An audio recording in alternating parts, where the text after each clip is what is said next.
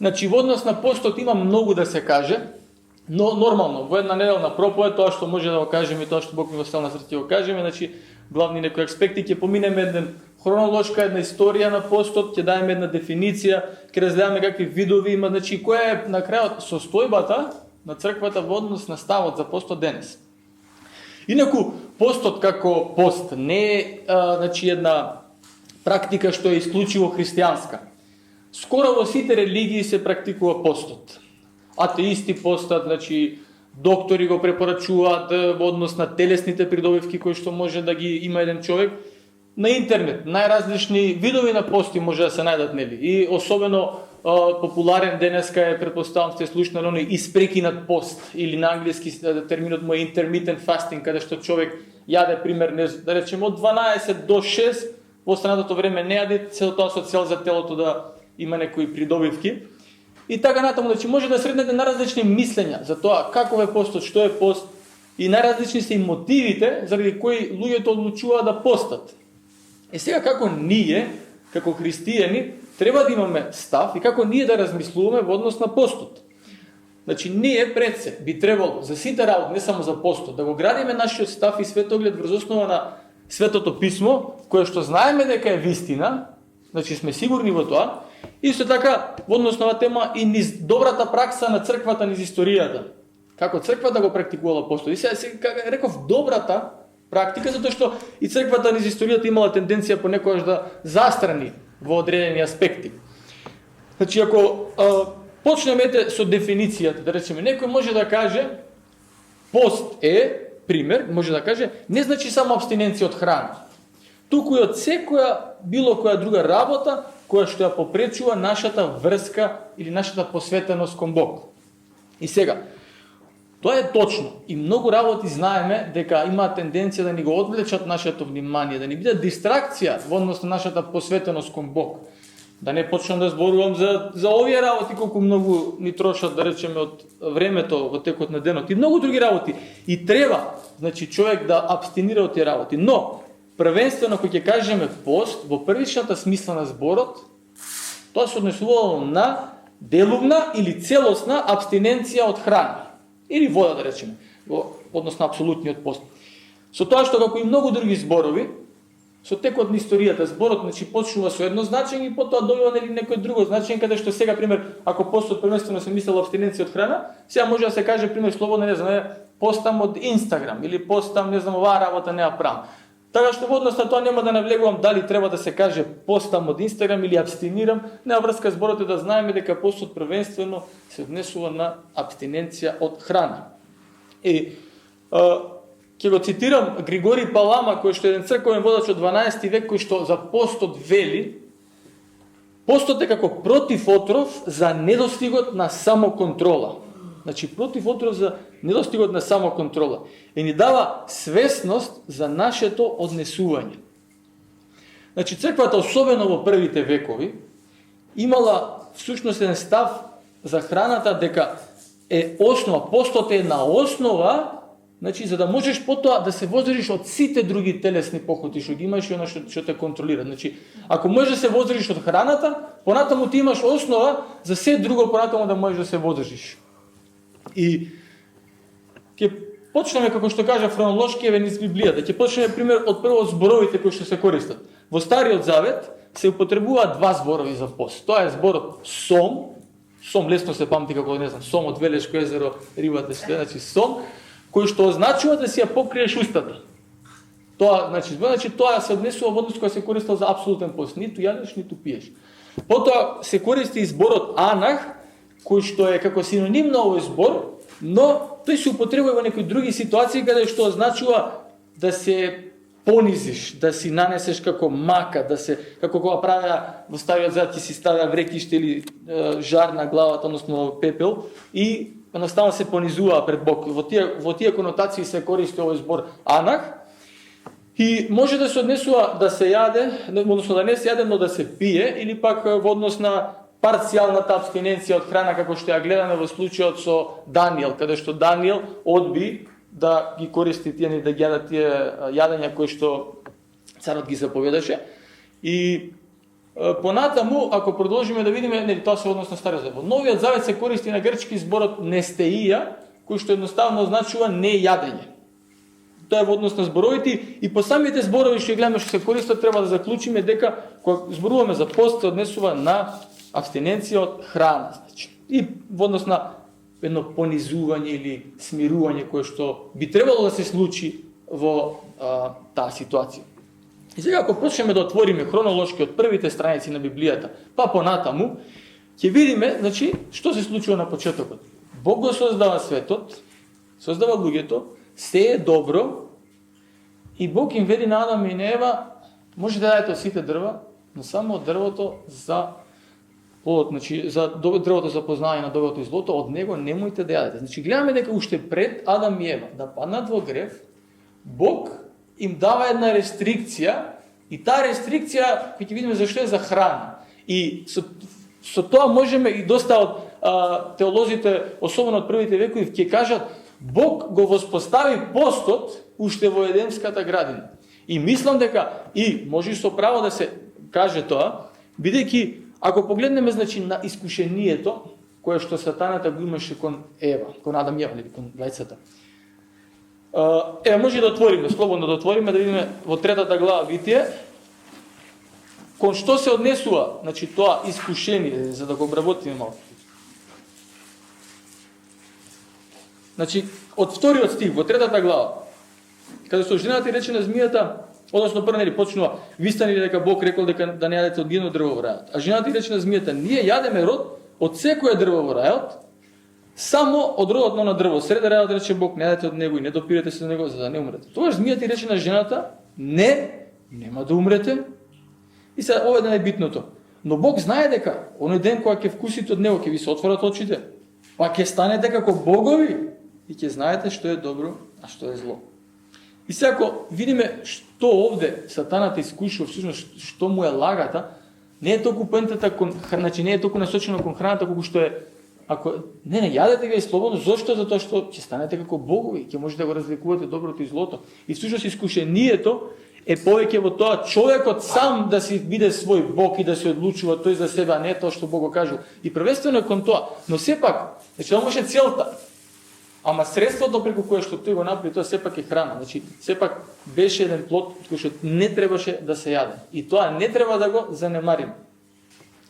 И значи тоа се случува на почетокот. Понатаму на ист начин ја видиме листата на слика е со Исус во Новиот Завет, каде што во пустината Исус пости 40 денови и потоа доаѓа искушувачот на еден сличен начин како кон Адам и Ева и му вели ако си ти син Божи, кажи им овие камења да станат лебови.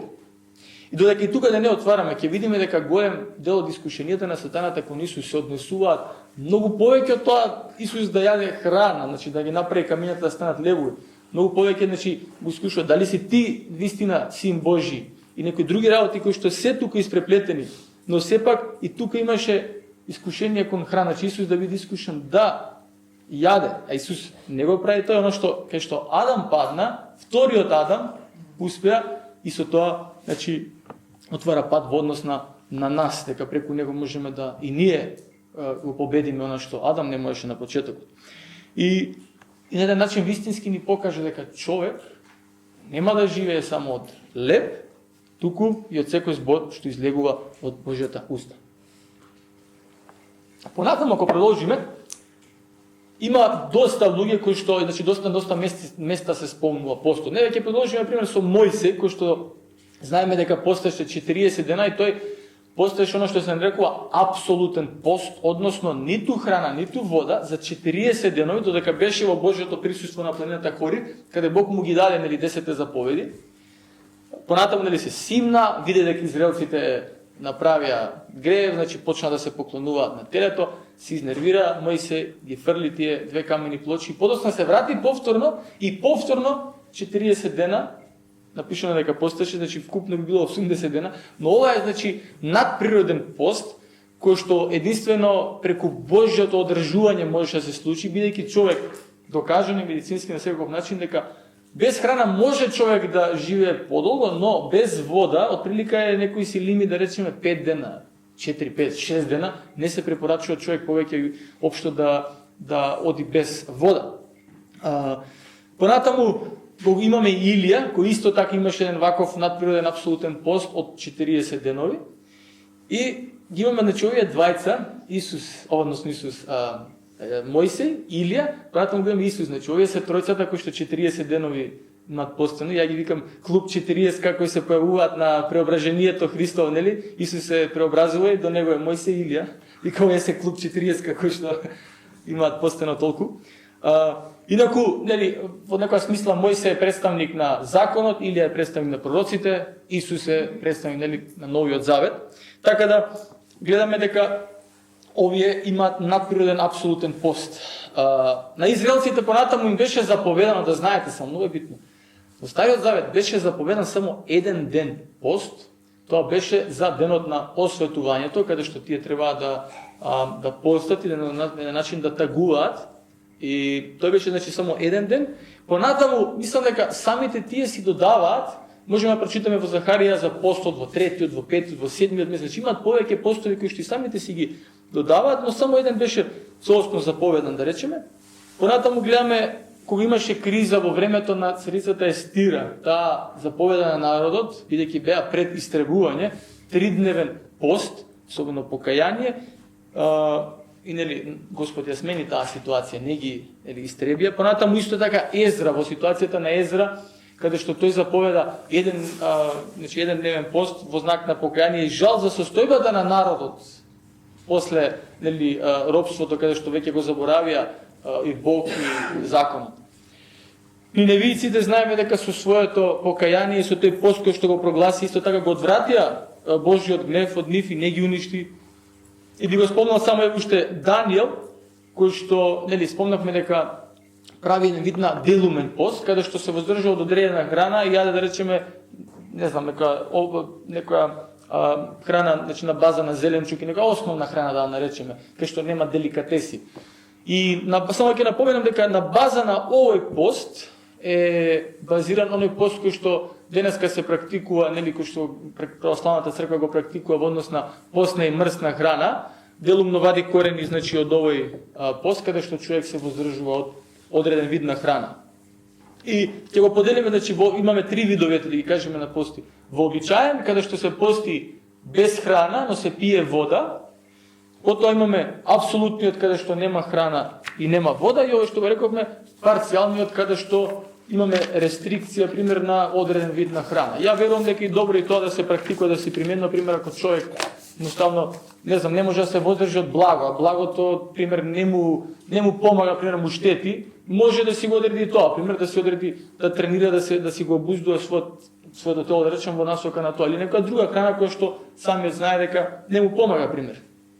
И понатаму, ако продолжиме во Новиот Завет, и во Новиот Завет имаме примери за пост, имаме примери за луѓе кои што постат, во Новиот Завет Исус го спомнува во проповедта на гората. Заедно со тие некои се наречени тријада на христијански практики, постот, молитва и давањето. И во однос на нив вели, кога постите, не бидете како лицемерите, или кога давате, исто така, да не знае левата, десната, или кога се молите, не бидете како. Поентата е, вели кога, а не ако. И ова е исто така клучно во однос на Новиот Завет, да знаеме дека треба да се практикува. Исус очекува дека неговите ученици ќе постат, бидејќи вели кога постите, не вели ако. И тоа е клучно што го забележуваат сите. И сепак битно да се од овие стихови извлече она што е битното, дека мотивацијата треба да биде, односно не треба да биде за пофалба, за луѓето да не видат и да си речат браво за овој, многу е побожен човек, види го, многу се моли, многу пости, или многу дава, пример. Битно е да се прави, да речеме, чисто од срцето, за една желба, за еден копнеш кон Бог, значи од искрено срце да се прави. И мисля дека најбитниот текст ќе отвориме во Матеј 9 глава од Новиот Завет. Матеј 9 може да отвориме.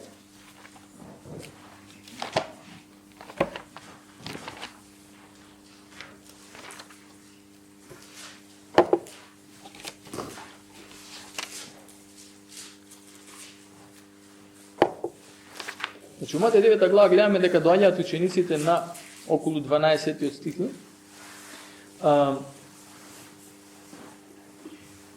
Од 14 кога дојдоа кај него, учениците Јованови рекоа: "Зошто ние и фарисеите постиме многу, а твоите ученици не постат?" Исус им рече: "Зар можат сватовите да бидат нажалени додека е со нив младоженецот? Но ќе дојде време кога младоженецот ќе се оттргне од нив, па тогаш и тие ќе постат." Понатаму вели дека никој не крпи стара облека со нова крпа, зашто тоа ќе се од чија и од старото и отворот ќе биде поголем, ниту пак се става ново вино во стари мевови, инаку мевовите ќе напукнат, виното ќе истече, мевовите ќе пропаднат, туку ново вино се става во нови мевови, па така ќе се запази едното и другото. Значи гледаме дека кога доаѓаат овие ученици и велат дека зошто ние постиме, а твоите ученици не. Одговорот е дека тие ќе постат, ама кога? Кога Исус ќе го нема, значи додека тој е со нив, тие сега немаат потреба да постат, не е такво време, но кога ќе дојде време кога Исус нема да биде, значи со нив, тогаш тие ќе постат. Значи гледаме дека всушност укажува ова на тоа дека постот треба да биде како еден копнеш за Исус, еден копнеш за присуството негово, значи да се биде во негово присуство и да покажуваме дека сме спремни да жртвуваме една основна потреба, затоа што Бог ни е побитен од тоа. Знаеме дека многу повеќе добиваме со тоа. Или да речеме да го ставиме стомакот таму каде што ни е устата, велиме дека го бараме, дека го сакаме неговото присуство. И Џон Пайпер за постот ќе каже во однос на ова: постот е една експресија со нашиот стомак и со телото, дека повеќе го посакуваме Бог од храната и дека нема да бидеме поробени од тоа храната да ни биде изворот на задоволство. И дека од време на време ќе се откажеме од храна, за да покажеме дека Исус е поголем и побитен од храната. Понатаму, ако продолжиме и реков хронолошки, ќе видиме дека во раната црква, она што и мене многу ме замисли кога имав истражуване во однос на постот, е дека во раната црква постот бил составен дел на секојдневниот живот. Може да се прочита во најраното послание, кој што не е во Новиот Завет, но датира од првиот век, Дидахија, каде што се вели: знаете дека лицемерите постат во понеделник и четврток, но вие постете среда и петок. Се мисли фарисеите постат тогаш два пати, но вие не бидете како нив, за не бидете постоветувани или како фарисеи, бидејќи вие ние сме христијани. Вие постете во среда и петок. Тие вообичаено постеле од зајди сонце, пример денеска од зајди сонце, не јадат до утре, до трешниот ден пример, до зајди сонце имале еден мал оброк пред да за вечера, пред да спијат. Тоа било вообичаено и вообичаено среда и петок се земале како денови за пост. Понатаму исто така во тоа послание се препорачува за оние кои што се крстат, оние што сакаат да се крштеваат, исто така да постат ден или два претходно. И понатаму има исто така се спомнува и за кога се зема причеста, нели, да постат во тој ден. Имало исто така периодични пости, особено 40-дневниот пост пред Великден бил актуелен, каде што на сличен начин постаде како што постат муслиманите за Рама дан во денеска, каде што 40 денови јаделе само по еден оброк навечер, значи после зајди сонцето јаделе по еден оброк и така тоа било вообичаена практика на почетокот. Значи имало нели случаи таму ваму, од она ние што може да го прочитаме, од она што може да го знаеме, се разбира, на секаде претпоставам дека имало некоја различна практика, но генерално од почетокот на црквата па навака до некаде околу 18-тиот век, за некој ако стварно навистина сака да биде посветен христијанин, се очекувало дека ќе пости редовно, дека среда дали само петок, пример како ќе го договорот и особено исто така и за пред Великден. Било вообичаена и редовна практика на црквата. Јас кога го истражував тој се замисли, сигам како го правело ова, сигам како не ми е познато, јас сум далеку од овие, значи ова е нешто ново за мене. И истражував повеќе и гледам дека Џон Весли, еден црковен водач, значи од 18-тиот век, тој има доста да каже на темата и кој истражува, значи во однос на него, тој вели денес има некои што не само што не постат два пати неделно, вика, и два пати месечно не постат. И ја го гледам, викам, ја два пати годишно не сум постал, не па месечно. И инаку тој не е ракополагал старешини и водачи во црквата, доколку не се согласни да постат среда и петок. Вообичаено тој постал среда и петок до 3 сат после пладне. Обичајно тоа било кога биле нели излежени, кога имале служба, кога правеле евангелизација, кога проповедале, да речеме, нели веќе кога ќе се повлечат дома, тогаш нели го имаат првиот оброк околу 3 часа. Значи он постав обичајно среда и петок до 3 сат. И има логика, да ви кажем од мој искуство, има логика да човек пости, особено да речем кога има некои активности, каде што може, пример, да се посветиш на Бог, наместо да јадеш, може да се посветиш на читање и молитва. И сега, ако, пример, одлучиш, не знам, на работа си, сега ше на работа ќе постам, многу пологично е било, ако ќе дојдеш после, пример, јади претходно, ако ќе се вратиш после работа, ако тогаш имаш можност да се посветиш на молитви и читање, тогаш избегни некој оброк, за да можеш да се посветиш. И за нив имало логика што на почеток, првиот дел од денот постеле, додека не додат дома. И многу попрактично било во однос на јадењето. Ќе видиме и понатаму дека да не почнам, немаме многу време, многу пробудување, многу христијански организации кои што биле започнати, иницијативи добри, започнале, кои ќе видиме преку луѓе кои што биле сериозни во молитвата, здружени и постале заедно. И од тука гледаме како Бог действува и се раѓаат најразлични, значи, иницијативи. И ќе го цитирам и Чарлс Спрџен, еден од најпознатите проповедници, кој што вели: во времето кога нашата црква постеше заеднички, тоа беа најславните денови на нашата црква. И вели, како портите на небесата да ни беа широко отворени. Таква благодат не сме почувствувале претходно.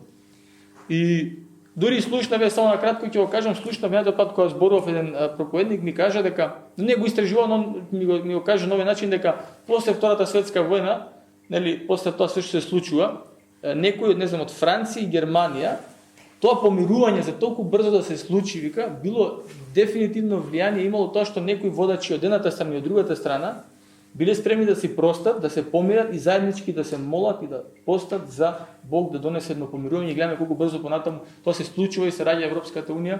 За ова, значи, наистина немав истражено, но он ми го каже онака сигурен дека ова е резултат на, за тоа што се случува, резултат на луѓе кои што здружено постале и се молеле и си простиле. И ако сумираме на нас, гледаме дека постот, уште од првите страници на Библијата, па навака е редовна практика. Значи, раната црква, Нов Завет и понатаму до 18 век е нешто што се нарекува некој стандард, да речеме, норматива. И ако одиме напред, недела, ден Господов, 2 октомври 2022 година, кој ќе размислиме каде сме ние во однос на овој став, односно како црквата денеска размислува за постот. И сега да не давам со статистики од она што јас можев да го најдам на интернет, нормално од Америка би било или од Англија, да е по-развиени земји каде што прават луѓе статистика за тоа што црквата како размислува, испаѓа дека има многу голем пад во однос на тоа колку просечен христијанин пости, многу голем пад. И значи и за ова мислам да не лага, верувам дека и ја од она што го имам разговарано би се согласиле дека и кај нас не е некоја многу голема поразлична ситуација, дека исто и кај нас на постот не се гледа, да речем, како што се гледало на нас, го имаме како подзаборавено, да речеме, како да фатил прашина некаде таму, како една духовна практика која што треба да се применува. И пример, ако ги споредиме со она што го кажавме, со молитвата и со давањето, ако човек не се моли, обично ќе увиди дека нешто не е во ред, значи некако не ми иде молитва да не се молам, одма размислуваш нешто не е во ред. Но тоа не го размислуваме и за постот, пример, овие се кажени како да треба заеднички, да речем, да одат скоро. И сега зошто е ова така? Ако размислиме, ако се запрашаме зошто ние денеска сме дошле до тоа дереже, да речем, до тоа размислување. Има сигурно многу причини. За многу работи има многу причини, значи сега јас ќе се обидам од она што мене ми дојде на ум да споделам. Тоа што мене ми дојде на ум е дека црквата, Исус не нарекува, ние сме во светот, но не сме од светот. Значи не сме од светот, но сме во светот. И ние сакали или не икеле, ние живееме во светот, а светот проповеда постојано. Светот проповеда и почесто од она што ние го слушаме. Во црква проповеди слушаме еднаш дневно. Светот проповеда постојано на билборди, преку музика, преку телевизија, преку тука, преку сите реклами, преку многу работи. Светот постојано проповеда. И проповеда разни работи низ историјата, разни тенденции имал светот како ќе се движи, што ќе се движи, но последно мислам дека многу актуелно Она што се нарекува хедонизам или целта на животот, што е? Целта е задоволи си ги желбите, прави што сакаш, значи следи си ги своите соништа и не се замаря кој што збори, значи прави што сакаш. Инстантно задоволувај си ги потребите. И ова инстант ме подсети на овие брзи кредити, ако ги знаете, овие Юте, Мого, МК, сите тие, колку брзо никнаа, значи, и колку прогрес има, значи, на секој чекор ги има, и верувам дека напредуваат бидејќи луѓето взимаат пари. Значи, ти треба, доброто кај нив е, доброто во однос на нивниот бизнис модел е што можеш на телефон да се јавиш, ти даваат кредит, значи пример ти даваат, не знам, до одредена сума, некои мали, тоа се мали кредити, но доволно е само на телефон да се јавиш или да пополниш апликација онлайн и ти пуштаат на сметка 200, 300, 400 евра, не знам. И верувам дека тоа е затоа што човек има желби, сака инстантно да ги задоволи, немам пари, се јавувам на тие некој од нив. И верувам дека ова е дел од тоа што ние го имаме како основа, дека нема чекање, значи треба да си ги задоволиш твоите желби, амбиции, страсти и кој ќе види понатаму во однос на тоа што светот проповеда, во однос на јадењето. Гледаме дека прејадувањето или ексцесивната конзумација на храна денес не спаѓа во некоја, односно спаѓа како некоја норматива, како да е нормално да стана да човек се прејаде никому ништо, пример. Нормална работа е тоа. Или да се фрла, нели колку храна се фрла, колку непотребно да се фрла. И наназад доста и се зборувало за тоа дека прејадувањето е грех. Сега денешно време го спомниш, тоа е што ти е човекот, че нормална работа станува можеби, ама тоа е нормално затоа што можеби не размислуваме на тоа, а во светот е тоа сосема нормално. И сега во еден ваков свет идејата да човек се воздржи од некое задоволство, зошто човек воопшто би си скратувал задоволство, како што е пример храна и други работи. Зошто? Нема никаква логика, значи. Но, ние како што кажеме, не оградиме нашиот став, врз основа на што ќе каже човек од светот, или што ќе каже дури некој доктор, пример, некој пат кај живот, морало да се јаде 3 оброка, па грицки да имало измеѓу, па требало све, инаку нема доволно нутриенти да внесеш, но да ви кажам, според денешните истражувања, има многу на тоа да се каже, нема да се задржам на тоа, но од постот има и многу големи здравствени придобивки, и тоа е многу подалеко од вистината да мораш постојано да јадеш. Многу подобро е ако јадеш и да му дозволиш одмор на телото, значи да дозволиш одмор да се обнови, да се регенерира. И претераната конзумација е можно да е тоа што го води човекот всушност кон уште поголеми телесни проблеми.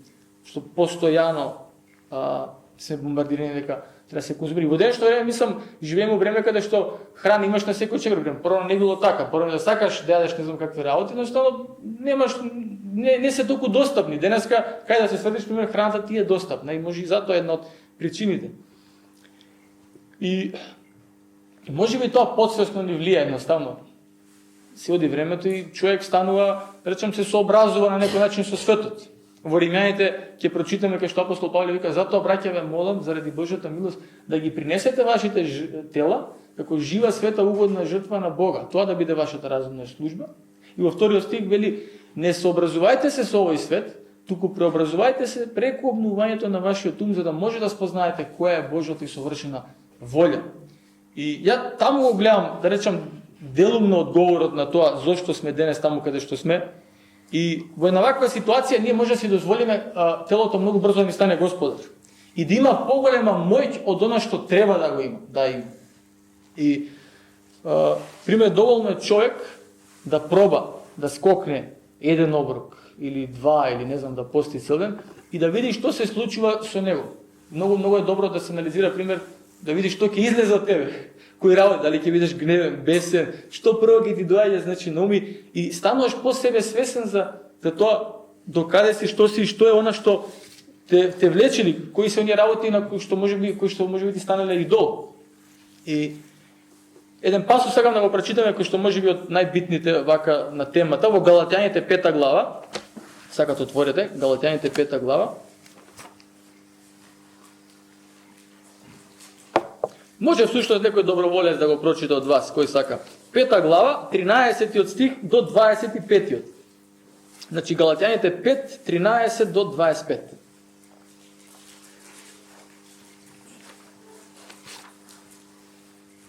Зашто вие, браќа, повикани сте кон слобода, Само слободата да не ви биде повод за угодување на телото, туку со љубов служете си еден на друг. Зашто целиот закон е исполнен во еден збор. Во љуби го својот ближен како самиот себе. Ако пак се гризете и јадете еден со друг, пазете да не се истребите еден со друг. А ви велам, одете во духот и нема да ги исполнувате страстите на телото, зашто телото копне против духот, а духот против телото. Зашто тие се противат еден на друг, за да не го правите она што сакате. Но, ако духот ве води, не сте под законот. А делата на телото се познати. Тоа се блудство, нечистотија, безсрамност, идолопоклонство, вражање, непријателство, препирка, ревнување, гнев, себичност, раздори, кривоверства, зависти, убиства, пијанства, срамни гозби и слични на овие за кои ви зборувам однапред, како што ви реков и порано, дека оние кои прават такви работи нема да го наследат Божјото царство. А плодот на духот е љубовта, радоста, мирот, трпението, љубезноста, добрината, верноста, кротоста, самоконтролата. Нема закон против вакви нешта. А оние кои се Христови го распнаа своето тело со неговите страсти и похоти. Ако живееме во духот, нека и да го следиме духот. Амин. Да ме вели. Оние кои се Христови го распнаа телото свое со страстите свои и похотите. И само да спомнам дека ние не сме против телото, односно како христијани не размислуваме дека телото е зло, дека не е добро. Значи Бог го создае телото и телото е добро и треба да го храниме, треба да не го негуваме. Но она што апостол Павле го вели кој ќе каже телото се мисли на грешните телесни страсти кои што имаат тенденција да не контролираат. Значи оној плод на телото и затоа вели го распнаа телото со своите походи и го следат духот. И еден од начините за тоа да се направи дефинитивно преку постот.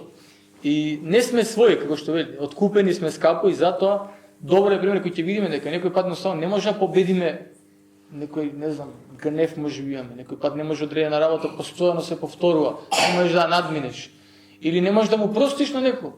Сигаш може би е време да пробам, значи не можам, пробувам, може би е време ако не сме постале да пробам, значи да се ограничам од тоа, да видам што ќе се случи, значи ако ништо друго да се обидам во таа насока и да видиме што Бог ќе направи. И во една, кога постот е направен со правилна мотивација и кога е со молитва, тоа е како да дава сила на молитвата, како на огно да му дава ветер, значи кој ја разгорува молитвата и кој е направен во правилна мотивација и во правилно време, да речем, во духот, а не онака од некои си себични мотиви да се докажеш на себе или на Бог или на другите, што кога правилно е направен, од прилика се случува ова, она што Августин, ќе го цитирам, го кажал за постот. Вели, постот ја чисти душата, го воздигнува умот, го подчинува телото на духот, го прави срцето скрушено и понизно, ги растргнува облаците на желбата, го гасне огнот на похотата и ја разгорува вистинската светлина на целомудрието. Ова е една прекрасна сумаризација, да речем, на тоа што постот во своите, да речем, го прави како една најдобра негова карактеристика, да речем, која човек пости. Се случува сето ова. Јас можам од моето искуство да говорам, сум имал најразлични ситуации, каде што, кога дознав за ова, не знам пред колку години, си викам, треба да се пости, ајде, сега и почнам, онака телесно, сега има да постам, има да ќе направиме, не знам што. И почнуваш, да речем, со една таква некоја ревност со погрешни мотиви, значи почнеш, пример, да се докажеш, сега не се постал, сега ја има да сменам, ќе почнеш. И што се случува? Почнуваш да постиш и поише се нервираш, поише си како гневен, бесен, да речем, отколку што би требало да биде, не те носи правилна насока. И некој пат, пример, имало ситуации кај што сум сакал да се докажам па на себе ќе издржам, не знам колку време, може би духот не те повикува на тоа. Односно, оно што го каже Исус, дека новозаветно постот не треба да биде како што беше, не знам, ригидно, вака ограничен, вака се прави, тоа е, туку вели ново вино, нови мешани. Значи тоа е однос на флексибилноста. Нас духот не води. Кога ќе почувствуваш, да речем, новозаветно, ќе почувствуваш потреба дека има нешто, дека се случува нешто, некоја работа е битна или нешто не иде како што треба во семејството, во црквата, на работа, тоа е добро време човек да застане, да се смири пред Бога, да се моли, да го бара него, значи да пости тогаш. Верувам дека тогаш Бог носи благослов, ги трга тие некои облаци, доаѓа некоја светлина. И јас можам да говорам за мене лично од искуството, како што и овој проповедникот имаше спомнато за во Англија, дека сум имал моменти во пост кои што биле стварно безвезни, значи не потребно, ништо не сум постигнал, но моите силни, да речем, најинтензивни времења со Бог во молитва и најголема, да речем, благодат и сила сум почувствувал кога сум постал, кога сум се молил. Значи дефинитивно ако споредам, значи сум имали такви моменти, ама и дефинитивно најаките моменти ми биле моменти кога сум постал и кога сум се молил. И се тоа вака кога го сумирам и кога го гледаме, многу е битно една работа да се каже. Ако сега, пример, како што ја на времето си мислев, кај сум ја, нисум постигнал ништо, готово нудри некоја вина. Со таа вина ништо не се постигнува. Значи, поентата сега ќе размислиме и секој од нас кој си размислува кај сме ние, шо сме, не треба да си ставаме никако вина, бидејќи мотивацијата, како што кажав, е најбитна. И всушност треба да се свртиме кон оној кој што знаеше за слабоста на учениците, кој што знаеше дека на вечерата ќе го предадат и дека после тоа ќе се избегаат од него и дека Петар ќе го предаде, но сепак ги возлюби докрај. И кој што знаеше нечината слабост, тој што знаеше нечината слабост, се знае нашата слабост. Во секоја сфера. И со вина ништо нема да направиме, туку да дојдеме кај него искрено, со искрен став. Боже, ти знаеш како сум, што сум, до кај сум, во која сфера. Тебе ти се предавам. Значи, и верувам дека така, кога ревнуваме за неговото присуство, верувам дека тој ќе не благослови со неговото присуство и ќе не обнови, ќе ни даде една правилна мотивација, правилен став, ќе ни даде сила да одиме напред. И всушност, колку повеќе ние се гледаме себе си за неадекватни во негови очи, всушност колку повеќе гревот се зголемува, тоа е добро. Бидејќи тоа верувам дека напредуваме, зашто како што вели апостолот, колку повеќе гревот се зголемува, толку повеќе благодата всушност, односно што значи тоа? Колку повеќе си огледаме својот грев и се каеме за тоа, не очајуваме. Туку знаеме дека колку поголем грев, толку е голема благодат, односно кој што вели Исус, на кој многу му е простено, многу љуби. Всушност колку повеќе си огледаш својата слабост, си гледаш својот грев, толку повеќе знаеш дека ти е простено, толку благодат, толку ја цениш повеќе благодата. И во ваква ситуација верувам дека е добро така, значи да се насочиме кон Бог на овој начин, а не со некоја си вина и да пробуваш да ревнуваш телесно, да направиш, да се докажеш. Од прилика тука уште малку ќе привршиме, гледаме дека такво едно постање каде што не е направено во духот, каде што човек сака да се докаже и од некои други лоши мотиви, не му е тоа на Бог, а тоа го имаме пример во Исаја, познатиот пасус во Исаја 58 глава, каде што луѓето велат, зошто ние постиме, ти не гледаш? Но Бог им вика, да, во деновите кога постите, што правите? Значи ги злоупотребувате луѓето, ревнувате се, карате, значи се препирате и вели, овој ми е пост кој што ми е угоден. Значи да го споделиш својот леп со гладниот, да отвориш вратата за некој што нема кај да спие, да ги раскинеш синџирите на неправдата и така натаму. Значи би било начин постот би требало да биде и пропратен со молитва дефинитивно и плюс со желба за да направиме добро, значи да даваме односно на она што може, например, како првата црква има некои записи дека храната што или ја зачувувале всушност ја давале на тие што нема и по тоа били познати. Исто така нешто што е практично во однос на постот, што ги приметено дека кога постиш стално не губиш време у храна, не знам, за подготовка, за миење, па за кој треба исто на работа, например, кој од нас да речеме купуваат храна, идеш, губиш 10 минути да купиш, па да седнеш, па даш и во тие моменти речеме за мене најдобро е, најлесно е кога тогаш да речеме не јадам постам. Тој пола сат што би го изгубил во пауза да речеме да јадеш, ќе го поминеш у Божјиот збор и у молитва. Многу практично, мислам, многу добро. Сега само една, сум запишал тука една забелешка. Ако вака ни се тоа, и сега сме охрабрени, треба да постам, ако постам, да не станам како види како е слаб, вака ми има кажано сега дека си ослабнал. Немајте гаѓа, нема врска тоа со, нема да се случи тоа. Слободно ако сте охрабрени, почнете и да не се загрижувате, значи на еден начин како се вели, да се принесеме при Бог, да ни даде тој сила, да ни даде мудрост кога, како и конкретно како и кога да постиме, значи одредете си кој како сака сам. Како е најпрактично за секого, во кој ден, пример. За речеме се црквата си во старо време си ги одредила тие некои денови, среда и петок, пример. Петок било зашто Исус бил раснат тогаш, среда било зашто среда бил предаден, и за се си има некои објаснувања. Но секој треба човек да се одреди колку може, не се почна, што е битно се сега, не се почна со никоја работа одеднаш да се стигне некаде. Денеска маратонци, сигурен сум дека не трчаат маратон, станале денес утре ќе трча маратон. Треба тренинг. На почеток на човек може да биде тешко, може да му биде, не знам, да од него искача нервоза, пример, што е нормално, но добро да се почне со еден оброк, со два, и понатаму човек се навикна, малку по малку му станува тоа нормално. Би сакал да завршам, да отвориме во Дела, 13 глава.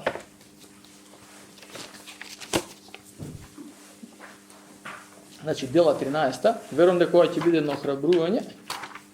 Инаку има и доста забелешки, пример, доста приговори во однос на зошто да се зошто не, или има многу да се збори за телесните придобивки, ама се нема време. И може и во некоја друга прилика за тие работи. Но, ако отвориме во Дела 13 глава, од 1 до 4 стих ќе прочитам. Во Антиохиската црква имаше некои пророци учители. Варнава, Симеон, наречен Луци, Киринеецот, Манеен, кој беше воспитан заедно со Ирод, четворовласникот и Савле.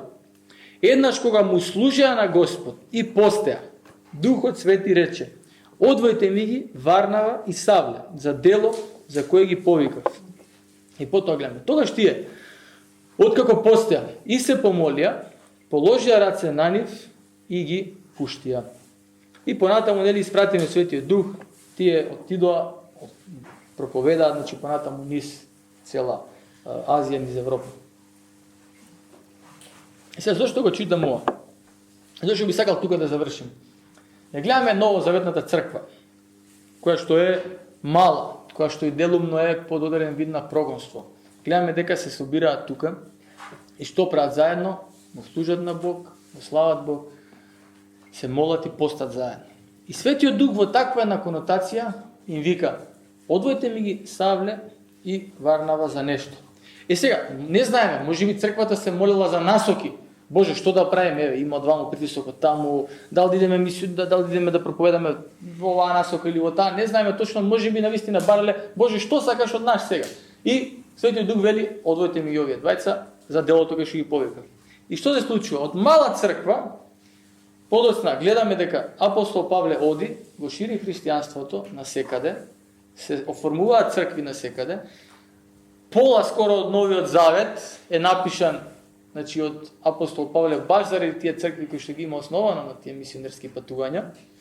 И понатаму гледаме 250-300 години подоцна, скоро цела империја веќе станува христијанска, односно цело Римско царство веќе исповеда христијанство. И не е нормално.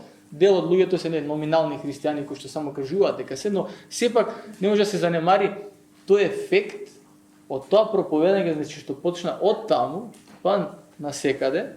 И денеска, после 2000 години, ние имаме 2,3 милиарди христијани во светот кои што исповедаат христијанство.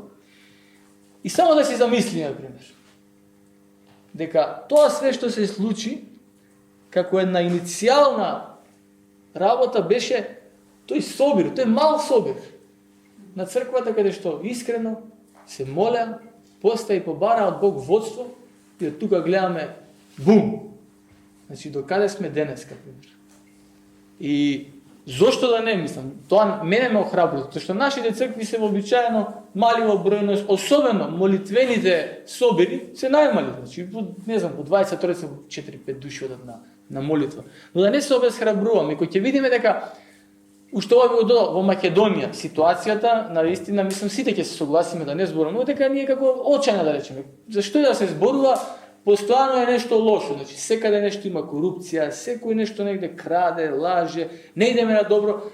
Ја не сум слеп за тоа, наистина мене ми изгледа дека таква е ситуацијата, и ако ме прашате така човечки гледано, не би требале како држава уште многу вака, пример, затоа што самите себе си седаме и некои работи се случуваат и од надвор и така натаму.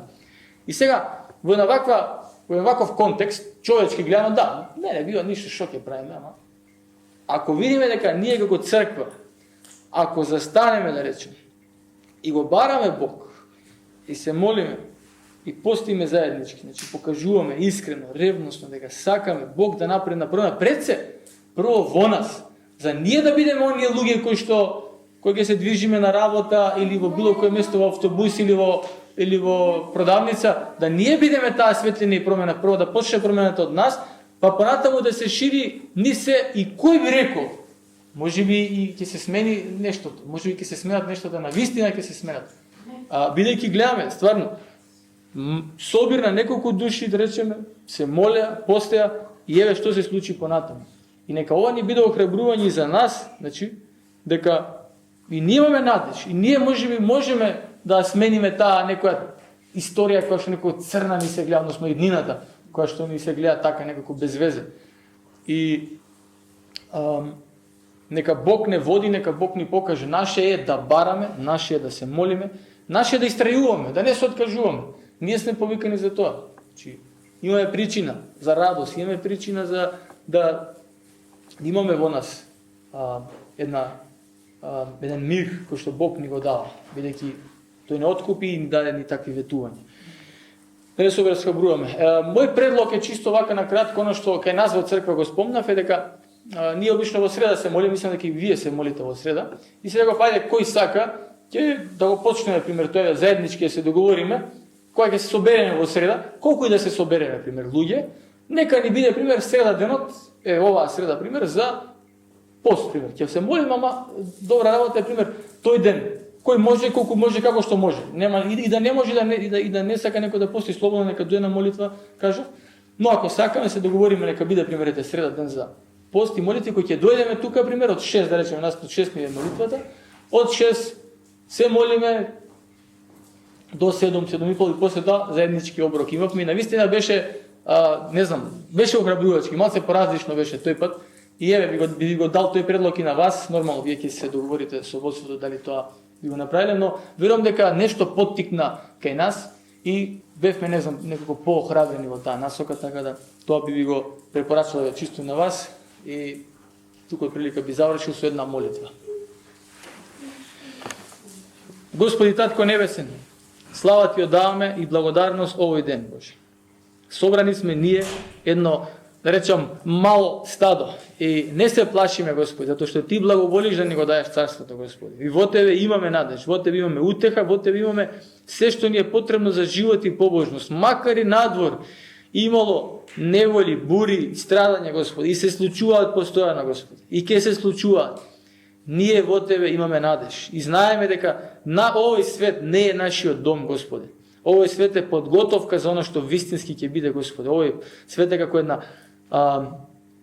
еден тренинг, Господи, за оно што ќе вистински биде, Боже. Каде што нема да има ни болест, ни страдање, ни маки и секоја солза ќе извришеш, Господи, Ти од нашето лице. И за тоа копнеме и за тоа живееме, Господи, тоа ни дава надеж и благодарни сме за тие ветувања што Ти ни ги даваш. И ние копнеме за Твоето присуство, кога што прочитавме дека кога ќе те нема Тебе, тогаш ние треба да копнеме по Тебе и да го бараме Твоето присуство, Господи. И навистина, го бараме, Божи, дојди и помогни ни. Без Тебе знаеме дека не можеме да направиме ништо, Господи. Ни индивидуално, никако црква, Господи.